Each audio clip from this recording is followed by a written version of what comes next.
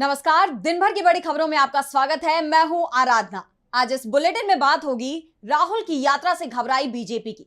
उपराष्ट्रपति चुनाव को लेकर बीजेपी की बड़ी चिंता की। देखेंगे क्यों एसआईआर को लेकर चुनाव आयोग की चुप्पी पर उठ रहे हैं सवाल। पीएम सीएम बिल पर 13 दिन बाद भी क्यों जेपीसी का नहीं हुआ गठन। जानेंगे बिहार चुनाव से पहले जेडीयू में किसने की बगावत। और बुलेटिन के आखिर में देखेंगे जाने माने कार्टूनिस्ट इरफान की किस खबर पर पड़ी तिरछी नजर। लेकिन दिन भर की तमाम बड़ी खबरों से पहले एक नजर आज की सुर्खियों पर। निलंबन के एक दिन बाद के कविता ने बीआरएस से दिया इस्तीफा। केटी रामाराव को दी करीबियों से सावधान रहने की सलाह। कविता ने जताई थी बीआरएस के बीजेपी में विलय होने की संभावना। बीजेपी अध्यक्ष के चुनाव से पहले तेज हुई हलचल। वसुंधरा राजे सिंधिया की मोहन भागवत से मुलाकात। अध्यक्ष पद की दौड़ में शामिल है राजे। गृह मंत्रालय ने जारी किया नया आदेश। बिना पासपोर्ट के रह सकेंगे 31 दिसंबर 2024 तक भारत आए शरणार्थी। पाकिस्तान, अफगानिस्तान और बांग्लादेश से आए 6 अल्पसंख्यकों के लिए लागू होगा नियम। हरे निशान पर बंद हुआ शेयर बाजार। 409 अंकों की बढ़त के साथ 80,567 पर बंद हुआ सेंसेक्स। वहीं 135 अंकों की बढ़त के साथ 24,715 पर बंद हुआ निफ्टी। ये तो थी सुर्खियां। अब बात आज की सबसे बड़ी खबर की। राहुल गांधी की वोटर अधिकार यात्रा का असर बीजेपी पर दिखाई दे रहा है। पार्टी के नेता राहुल की यात्रा के असर को कम करने की कोशिश में जुटे हुए हैं। बिहार बंद तक बुला लिया गया है तो दिल्ली में अमित शाह ने पार्टी के सभी बड़े नेताओं को बुला लिया। अब शाह ने खुद बिहार चुनाव के लिए पार्टी की कमान अपने हाथ में ले ली है। तो कैसे राहुल की यात्रा ने बढ़ा दी बीजेपी की मुसीबत, देखिए इस रिपोर्ट में। वोटर अधिकार यात्रा के बाद से ही बिहार का माहौल बदल गया है। बीजेपी को सत्ता हाथ से फिसलने की चिंता दिख रही है। यात्रा में जिस तरह से राहुल गांधी को समर्थन मिला, उससे बीजेपी के वोट बैंक में ही सेंध लगती दिख रही है। क्योंकि ये माना जाता है कि बिहार में बीजेपी के पास जो वोट है वो पहले कांग्रेस का कोर वोटर था। कांग्रेस के कमजोर पड़ने के चलते वो बीजेपी की तरफ चला गया था। लेकिन राहुल गांधी की यात्रा से वो एक बार फिर कांग्रेस की तरफ लौट रहा है, जिसके बाद से बीजेपी दबाव में दिखाई दे रही है। प्रधानमंत्री नरेंद्र मोदी के जल्दी बिहार के दौरे की प्लानिंग हो रही है, तो वहीं अमित शाह ने दिल्ली में बड़ी बैठक बुला ली।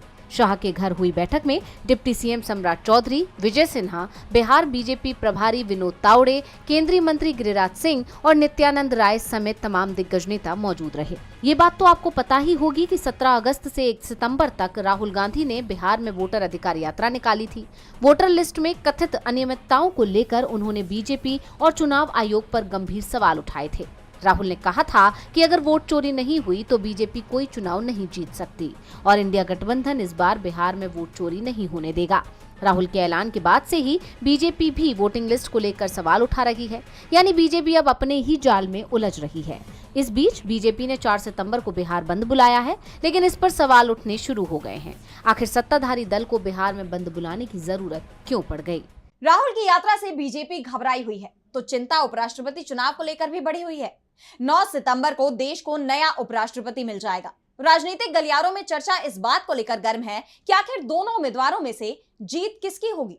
इस बीच शिवसेना यूबीटी के मुखपत्र सामना में चुनाव की संभावनाओं और गणित को लेकर दावा किया गया है कि इस बार इंडिया गठबंधन के उम्मीदवार की जीत हो सकती है, जिससे एनडीए खेमे में खलबली मच गई है। देखिए ये रिपोर्ट। राजनीतिक गलियारों में इन दिनों उपराष्ट्रपति चुनाव को लेकर सरगर्मियां तेज हैं। 9 सितंबर को होने वाले चुनाव को लेकर बीजेपी भले ही अपनी जीत का दावा कर रही है, लेकिन राजनीतिक जानकार इसे एक बड़ा खेल मान रहे हैं। ये दावा किया गया है शिवसेना यूबीटी के मुखपत्र सामना में।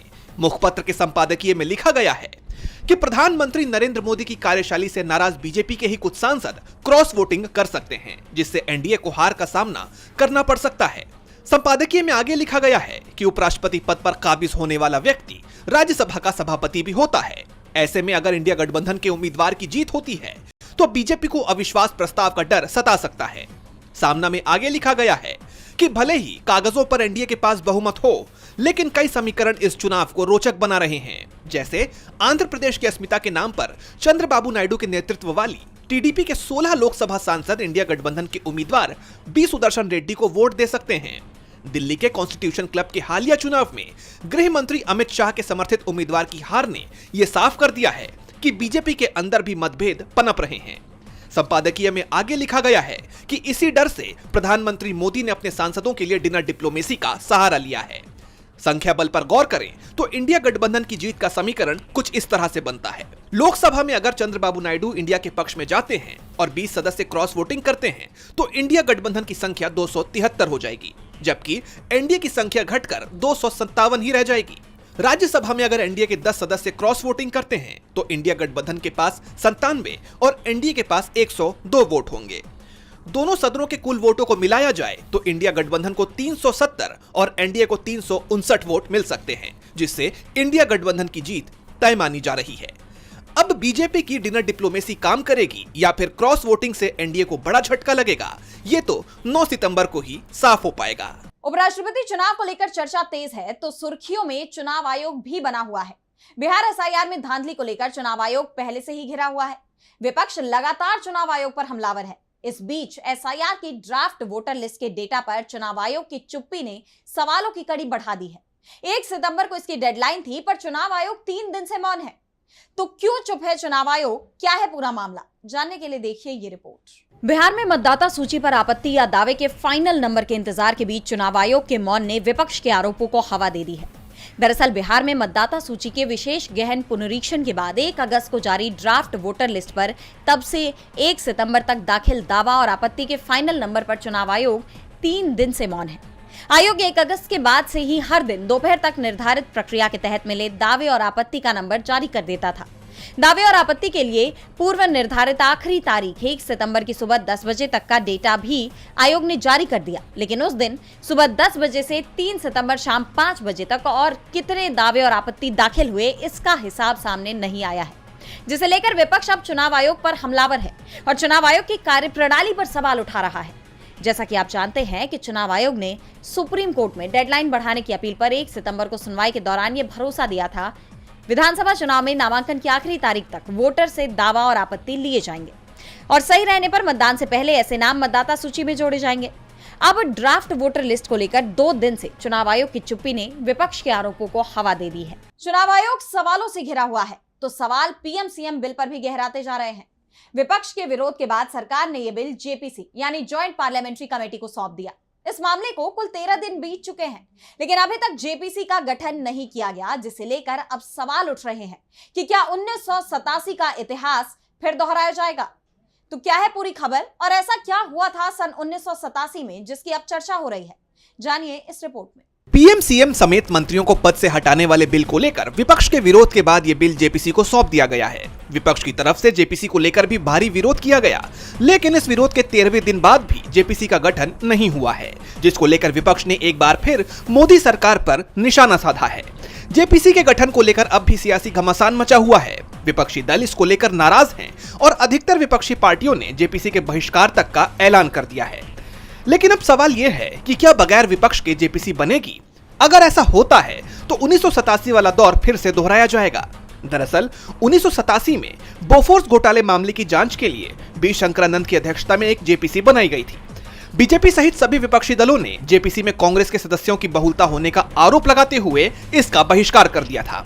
50 बैठकों के बाद अप्रैल 1988 में समिति ने अपनी रिपोर्ट संसद में पेश की, लेकिन विपक्ष ने इसे अस्वीकार कर दिया था। अब सवाल यह है कि क्या विपक्ष एक बार फिर 1987 का इतिहास दोहराएगा और जेपीसी का बहिष्कार करेगा? जैसा कि आप जानते हैं कि मंत्रियों, मुख्यमंत्रियों और प्रधानमंत्री तक की गिरफ्तारी और 30 दिन की हिरासत में पद से हटाने से जुड़े 3 विधेयक जेपीसी को भेजे गए हैं, लेकिन विपक्ष इस पर एकजुट नजर आ रहा है। कांग्रेस अभी रणनीति बनाने में जुटी है। विपक्षी दलों के नेताओं ने साफ कहा है कि हम इस जेपीसी का हिस्सा नहीं बनेंगे। ये लोकतंत्र की प्रक्रिया को कमजोर करने की कोशिश है, इसलिए हम इसका बहिष्कार कर रहे हैं। विपक्ष के विरोध ने मोदी सरकार की मुश्किलें बढ़ा दी हैं, तो मुश्किलें नीतीश कुमार की भी बढ़ी हुई हैं। बिहार विधानसभा चुनाव से पहले उनकी पार्टी जेडीयू को एक के बाद एक झटके लग रहे हैं। पार्टी के मुख्य प्रवक्ता की बगावत के बाद अब 3 बार की पूर्व विधायक और नीतीश की करीबी ने पार्टी का साथ छोड़ दिया, जिससे राज्य में तमाम तरह की सियासी चर्चाओं को हवा मिल गई है। तो किसने बढ़ा दी अब नीतीश कुमार की टेंशन और क्या चुनाव में एनडीए पर पड़ने वाला है इसका असर, जानेंगे इस रिपोर्ट में। बिहार की राजनीति में इन दिनों उथल पुथल मची हुई है। सीएम नीतीश कुमार की पार्टी जेडीयू को एक के बाद एक झटके लग रहे हैं। हाल ही में पार्टी की मुख्य प्रवक्ता ने बगावती तेवर दिखाकर जेडीयू की अंदरूनी कलह को उजागर किया ही था कि अब पार्टी को एक और झटका लग गया है। गोविंदगंज विधानसभा सीट से पूर्व विधायक मीना द्विवेदी ने जेडीयू की प्राथमिक सदस्यता से इस्तीफा दे दिया है। उनके इस कदम ने न सिर्फ जेडीयू बल्कि एनडीए के लिए भी टेंशन पैदा कर दी है। मीना द्विवेदी ने पार्टी से किनारा करने का कारण खुद की और अपने समर्थकों की लगातार हो रही उपेक्षा को बताया है। उनका कहना है कि पार्टी में ना तो उन्हें और ना ही उनके समर्थकों को कोई सम्मान या जिम्मेदारी दी जा रही थी। यह इस्तीफा इसलिए भी चौंकाने वाला है क्योंकि मीना द्विवेदी का परिवार समता पार्टी के वक्त से ही नीतीश कुमार के बेहद करीब रहा है। उनके परिवार से 3 बार विधायक चुने गए हैं और खुद मीना द्विवेदी 2005 से 2015 तक गोविंदगंज का प्रतिनिधित्व कर चुकी हैं। ऐसे में एक पुराने साथी का पार्टी छोड़ना जेडीयू के लिए एक बड़ा नुकसान माना जा रहा है। राजनीतिक जानकारों का मानना है कि मीना द्विवेदी का इस्तीफा सिर्फ एक नेता का जाना नहीं है, बल्कि यह पार्टी के भीतर पनप रहे एक गहरे असंतोष का संकेत है। अब सवाल उठ रहे हैं कि क्या लगातार हो रही बगावतों से नीतीश कुमार चौकन्ने होकर कोई बड़ा कदम उठा सकते हैं? क्या यह दिखाता है कि नीतीश कुमार की पार्टी पर पकड़ अब पहले जैसी मजबूत नहीं रही? क्या ये पूरा घटनाक्रम एनडीए के लिए एक खतरे की घंटी है? ये तो देखना होगा। जेडीयू में हुई बगावत को लेकर बिहार एनडीए में बड़ी फूट की आशंका जताई जा रही है। इस बीच महाराष्ट्र की एनडीए सरकार में भी रार छिड़ गई है। मराठा आरक्षण के मुद्दे पर सीएम देवेंद्र फडणवीस की मुश्किलें लगातार बढ़ती जा रही हैं। पहले मनोज जरांगे ने मराठा आरक्षण की मांग को लेकर विरोध किया। उनकी मांगे मानने के बाद अब फडणवीस अपने ही खेमे में घिर गए हैं। उन्हीं के मंत्री अब उन्हें नाराजगी भरी नजरों से देखने लगे हैं। देखिए ये रिपोर्ट। महाराष्ट्र सरकार मनोज जरांगे की मांगों को मानते हुए मराठाओं को आरक्षण देने को तैयार हो गई है। वहीं इसे लेकर अब सरकार में ही आंतरिक कलह दिखाई दे रही है। देवेंद्र फडणवीस के खेमे में आंतरिक कलह इतना बढ़ गया है कि उनके मंत्रियों ने कैबिनेट की बैठक तक का बहिष्कार कर दिया। मराठा आरक्षण का विरोध करने वाले महाराष्ट्र सरकार में मंत्री छगन भुजबल की नाराजगी बढ़ गई है। ओबीसी नेता भुजबल ने कैबिनेट बैठक बीच में ही छोड़ दी। छगन भुजबल ने सीएम देवेंद्र फडणवीस के फैसले का विरोध करते हुए कहा कि मराठाओं को ओबीसी में लाने के सरकार के फैसले के खिलाफ हम कानूनी राय ले रहे हैं और इस तरह के फैसले की हमने उम्मीद नहीं की थी। मैं और मेरी टीम प्रस्ताव की गहन पड़ताल कर रहे हैं और कानूनी विशेषज्ञों से भी विचार विमर्श कर रहे हैं। विस्तृत अध्ययन के बाद मैं इस मुद्दे पर अपने विचार व्यक्त करूंगा। भुजबल पहले से ही ओबीसी कोटे में मराठों को आरक्षण दिए जाने का लगातार विरोध करते रहे हैं। वहीं अब इस फैसले को लेकर फडणवीस सरकार के ही कई मंत्री खुलकर सरकार के खिलाफ विरोध करते नजर आ रहे हैं, जिसे लेकर अब मुख्यमंत्री देवेंद्र फडणवीस दो तरफा घिर चुके हैं। एक ही सरकार में दो मत होने से टकराव बढ़ता नजर आ रहा है। महाराष्ट्र में अब फडणवीस के मंत्री ही उनके खिलाफ मोर्चा खोल सकते हैं। उन्होंने इसके संकेत भी दे दिए हैं। तो चेतावनी चीन ने भी दी है अमेरिका को। चीनी राष्ट्रपति शी जिनपिंग ने कहा कि अब चीन किसी की धौंस को बर्दाश्त नहीं करेगा। उनका यह बयान ऐसे वक्त पर आया है जब चीन में रूसी राष्ट्रपति पुतिन के साथ ही उत्तर कोरिया के तानाशाह किम जोंग उन भी मौजूद रहे। तीनों नेताओं के एकजुट होने से बौखलाए अमेरिका ने भी बड़ा आरोप लगा दिया है। तो क्या अब ये देश आमने सामने आने वाले हैं? देखिए ये रिपोर्ट। चीन में विक्ट्री डे के मौके पर एक अलग ही नजारा दिखाई दिया। सेकेंड वर्ल्ड वॉर में चीन की जीत की 80वीं वर्षगांठ के मौके पर आयोजित इस परेड में कुल 26 देश के नेता पहुंचे, लेकिन सबसे ज्यादा सुर्खियां बटोरी चीनी राष्ट्रपति शी जिनपिंग के साथ रूसी राष्ट्रपति व्लादिमीर पुतिन और उत्तर कोरिया के तानाशाह किम जोंग उन की तिकड़ी ने। एक तरफ इस मौके पर चीन ने 100 से ज्यादा हथियार, 45 से ज्यादा सैन्य टुकड़ियां और 100 से ज्यादा विमानों के साथ अपना शक्ति प्रदर्शन किया। खास बात ये थी कि इनमें से कई हथियार पहली बार दुनिया के सामने पेश किए गए। इतना ही नहीं, अपने संबोधन के दौरान शी जिनपिंग ने भरे मंच से अमेरिका को चेतावनी दे दी। उन्होंने कहा कि चीन किसी धौंस जमाने वाले से डरता नहीं है और हमेशा आगे बढ़ता रहता है। आज मानवता के सामने फिर से ये चुनाव है कि वो शांति चुने या युद्ध, संवाद करे या टकराव। मैं सभी देशों से कहना चाहता हूँ कि वे युद्ध की असली वजहों को खत्म करें और पुराने दुखद हादसों को दोबारा ना होने दें। जिनपिंग का ये बयान अमेरिका को उकसाने वाला तो था ही, लेकिन जिस बात से अमेरिका को ज्यादा मिर्ची लगी वो थी पुतिन, जिनपिंग, किम जोंग का साथ आना। अमेरिकी राष्ट्रपति डोनाल्ड ट्रंप ने ये तो आरोप लगा ही दिया कि ये अमेरिका के खिलाफ साजिश रच रहे हैं। उन्होंने अपने social media handle truth social पर लिखा कि राष्ट्रपति शी और चीन के शानदार लोग अच्छे से जश्न मनाएं। जब आप अमेरिका के खिलाफ साजिश करें तो व्लादिमीर पुतिन और किम जोंग उनको मेरी तरफ से शुभकामनाएं दें। ये दोनों अमेरिका के खिलाफ साजिश कर रहे हैं।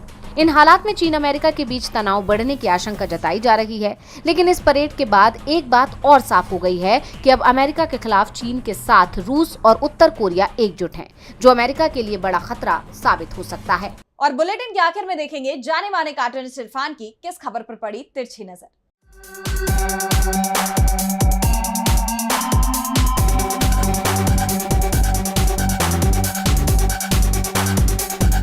पीएम मोदी अपने कार्यक्रमों की प्लानिंग बहुत पहले से कर लेते हैं, इसलिए उन्होंने इस बार लाल किले से अपने भाषण में ये वाली बात कह दी कि जीएसटी के 4 स्लैबों में से वो 2 स्लैब को हटा देंगे, यानी कि अभी तक 5, 12, 18 और 28 के जो स्लैब होते थे उनमें से अब 28 और 12 के स्लैब को हटा दिया जाएगा। बिहार चुनाव नज़दीक हैं, आप समझ रहे होंगे कि ऐसा क्यों हो रहा है, इसके पीछे क्या कारण हो सकता है। तो पिछले 8 साल से जीएसटी के नाम पर जनता का खून पीने वाली सरकार ने जीएसटी में से सिर्फ 2 स्लैबों को हटाने की बात कही है। तो मौका भी है और दस्तूर भी है।